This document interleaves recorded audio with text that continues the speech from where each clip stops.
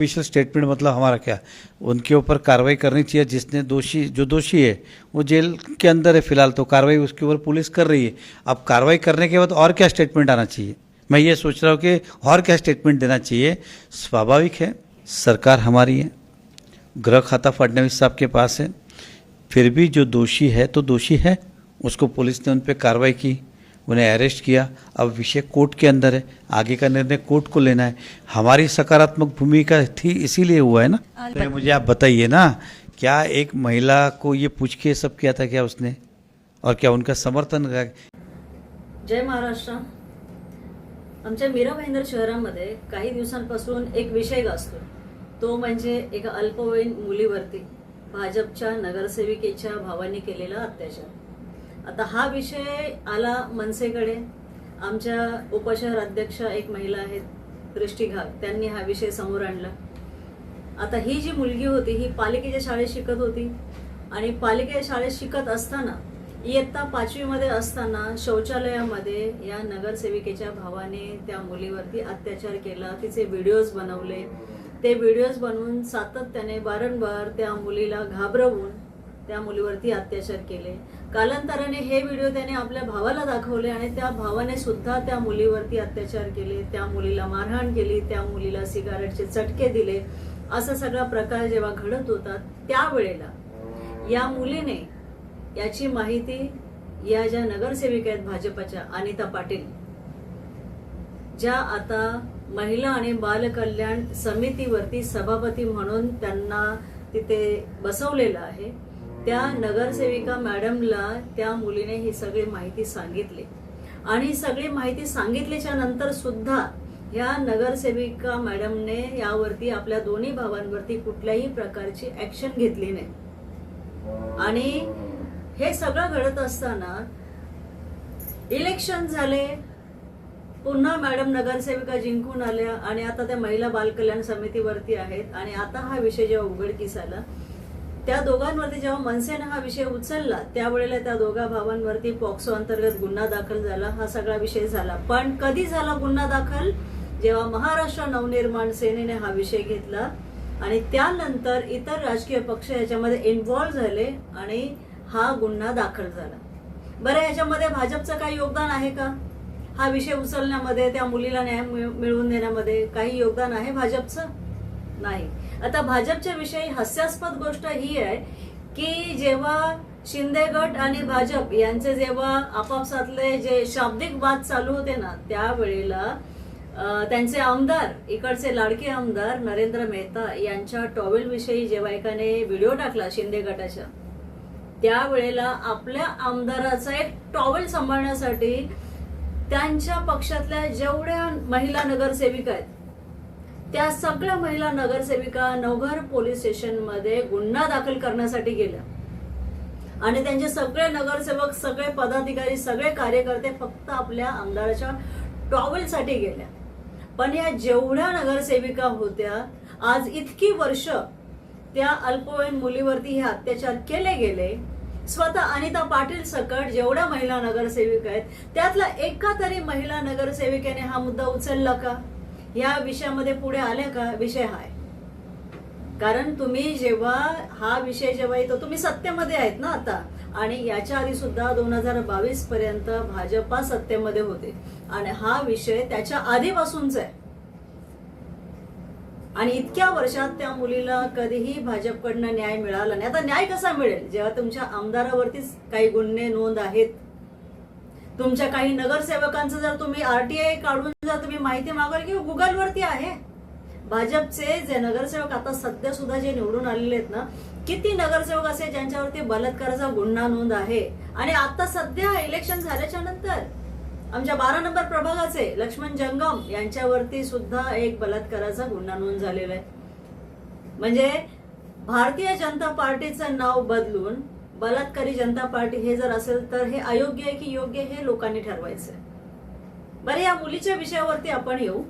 ह्या अल्पवयीन मुलीला भाजप असमर्थ ठरली तिला न्याय मिळवून देण्यासाठी।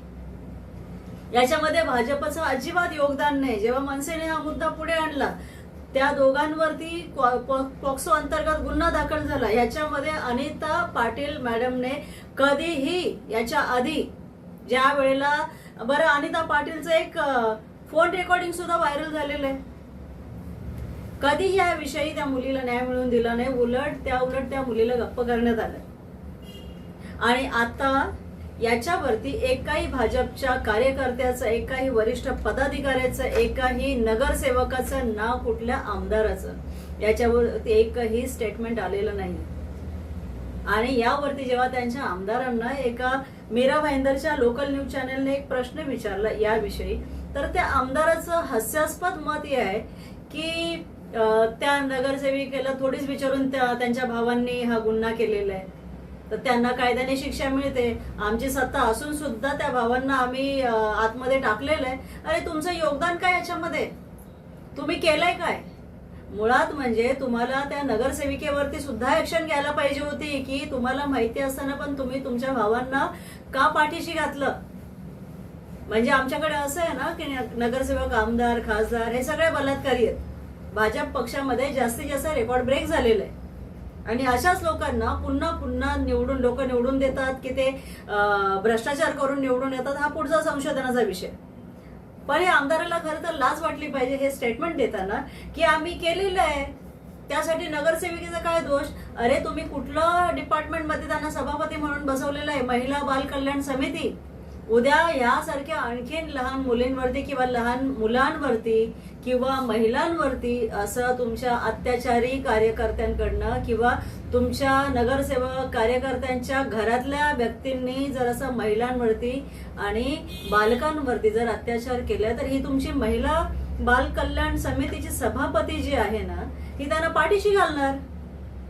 आणि म्हणून त्यांचा राजीनामा पाहिजे, कारण त्यांनी त्यांच्या भावांना पाठीशी घातलंय, त्या मुलीला न्याय मिळवून दिलेला नाही. याच्या पुढेही असे कितीतरी प्रकरण येतील ज्यांना ह्या मॅडम पाठीशी घालतील. खरं तर आमदारालाही लाज वाटली पाहिजे आणि त्यांच्या कार्यकर्त्यांनाही लाज वाटली पाहिजे. या गोष्टीचं स्वतः आत्ता पण क्रेडिट घेत आहे की आम्ही केलेलं आहे. गृह मंत्रालय आमच्याकडे असताना सुद्धा आम्ही त्यांना आतमध्ये टाकलेलं आहे. मेहरबानी नाही केली आहे मेहताजी तुम्ही. कोणावरती मेहताजी? त्या मुलीचं इतके वर्ष तुम्ही बर्बाद केलेली आहेत. त्या मुलीवरती सातत्याने बलात्कार केले गेले, अत्याचार केलेले आहेत. याच्यात फुशारक्या मारण्यासारखी गोष्ट नाहीये. तुमच्या लोकांना सगळ्यांना लाज वाटली पाहिजे. या गोष्टीचा मी तीव्र शब्दामध्ये निषेध व्यक्त करते. बरं, आणखीन एक गोष्ट मला बोलायची आहे. या ठिकाणी जर हिंदू मुसलमान विषय असता तर बजरंग दलाची पिलावळ पहिली तिथे गेली अशी लव जिहाद म्हणून धावत, किंवा एका मुसलमान मुलाने हिंदू मुलीवरती अत्याचार केलं. आता कुठे गेलेत? एका मराठी हिंदू मुलीवरती अत्याचार झालेला आहे. कुठे गेले बजरंग दल? बजरंग दलाचे जे जिल्हाध्यक्ष कोण आहेत ना, ज्यांनी मागे माझ्या व्हिडिओवरती व्हिडिओ टाकला होता, कुठे गेले ते? आता त्यांनी उत्तर द्यावं या विषयाचं. कुठे गेले बजरंग दल? का नाही गेले त्या मुलीला न्याय मिळवून देण्यासाठी? का याच्यावरती व्हिडिओ नाही टाकला? म्हणजे मराठी माणूस हा हिंदू नाहीये का? हा सरळ प्रश्न बजरंग दलाला आहे. मराठी माणूस हा हिंदू नाहीये? हिंदू व्यक्तींनी हिंदू मुलींवरती अत्याचार केलेला आहे. फक्त तुमची पोळी भाजण्याचं काम करता तुम्ही. काय या विषयात बजरंग दल मला कुठेही दिसलं नाही. किरीट सोमय्या कुठे गेले? किरीट सोमय्या जे धावत धावत नाचत नाचत तुमचं कार्यक्षेत्र नसताना सुद्धा इथे आपल्या तोतल्या भाषेमध्ये बोलता येऊन प्रत्येक पोलीस स्टेशनला धावत धावत येतं. मग इथे तुमच्या भाजपच्या नगरसेविकेच्या भावांनी इतकी वर्ष सातत्याने एकाने नाही तर दोन भावांनी त्या मुलीवरती अत्याचार केला. कुठे गेले किरीट सोमय्या? का नरेंद्र मेहतांनी बोलवून नाही घेतले? हा, कुठे गेले ते नितीश राणे जे हिंदू राष्ट्र करायच्या मागे लागलेले आहेत ना? कुठे गेले? हिंदू बहिणीवरती हिंदू मुलीवरती अत्याचार झालेला आहे. कुठे गेले नितीश राणे? भगवादारी. का ती मुलगी हिंदू नव्हती? तिला न्याय देता येत नाही? तुमच्या पक्षातल्या लोकांनीच अत्याचार केलेला आहे. कुठे गेले भाजप भगवाधारी? थेट प्रश्न आहे माझा तुम्हाला. कुठे गेले सगळे? म्हणजे काय आहे ना, तुमचे दाखवायचे दात वेगळे आहेत. म्हणजे हिंदू मराठी माणसावरती अत्याचार झाला ना, तर भाजपची पिलावळे आहेत ना, हा शेपूट घालून बसतात. मला घाणेरडे शब्द बोलता येत नाहीत, पण सत्यता ही आहे. कुठे बसलेले असतात? जेव्हा पण मराठी माणसावरती, मराठी हिंदू माणसावरती अत्याचार होतो तेव्हा कुठे जाता तुम्ही? कुठे बसलेले असता? खरं तर मी इतके दिवस याच्यावरती व्हिडिओ टाकले नव्हते, पण काल जेव्हा ह्या आमदाराचं जेव्हा मी स्टेटमेंट ऐकलं ना, तेव्हा माझी तळपायाची आग मस्तकाला गेलेली आहे की तुम्ही केलं तर काहीच नाही, पण तुम्ही फुशारक्या मारता. गृहमंत्री आमचे फडणवीस साहेब आहेत, आम्ही टाकलेलं. तुम्ही टाकलंय का? कुठेही क्रेडिट घ्यायचं ना, तुम्ही टाकलेलं आहे. खरं तर बलात्कारी जनता पार्टी लोकांना कळलेलं आहे तुमचं खरं रूप. याच्यामध्ये तुम्ही सातत्याने एकच बोलणार, हा राजकारणाचा भाग आहे. काही असो, पण ऍक्शन घेतली आम्ही. त्या मुलीला न्याय मिळवून देण्याचा प्रयत्न केला आम्ही. तुम्ही काय केलंय? तुम्ही पोळी नाही भाजत, तुम्ही राजकीय खेळी नाही खेळत. अशा कितीतरी राजकीय खेळींमध्ये तुमचे नगरसेवक, स्वतः आमदार आरोपांखाली अडकलेले आहेत. आता आग लागली कुठे? 7-11चं काय तिथे जिथे आग लागली? बरेच विषय आहेत जे मीरा भाईंदरमध्ये काढू शकते मी. तेव्हा जेव्हा स्टेटमेंट देताना विचार करून द्या. एक मराठी मुलगी आहे, तिच्यावरती अत्याचार झालेला आहे. तुमच्या पक्षातल्या नगरसेविकेने हा विषय पाठीशी घातलाय म्हणून तिलाही सह आरोपी म्हणून ताब्यात घेतलं पाहिजे पोलिसांनी. तिचं पद तात्काळ गेलं पाहिजे, तिचं नगरसेवक पद सुद्धा रद्द व्हायला पाहिजे. आणि हे सगळं व्हायलाच पाहिजे. या गोष्टीची मी मागणी करणार आहे. तेव्हा मीरा भाईंदरच्या जनतेला हात जोडून विनंती आहे की अशा गोष्टी जर तुमच्याकडे सातत्याने येत असतील तर कृपया आमच्या मनसेच्या शाखा जिथे पण आहेत आम्हाला येऊन तुम्ही कळवू शकता. एवढं बोलून थांबते. जय हिंद, जय महाराष्ट्र.